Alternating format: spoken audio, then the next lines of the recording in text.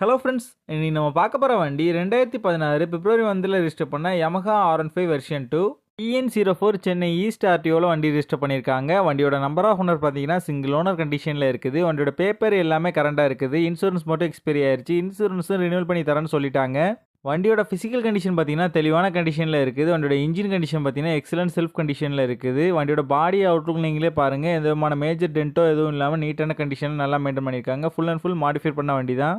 Yamaha R1Mோட tank pad, light setup, underbelly எல்லாமே install பண்ணியிருக்காங்க. அக்ரோபோவிக் சைலன்சர் வந்து போட்டிருக்காங்க.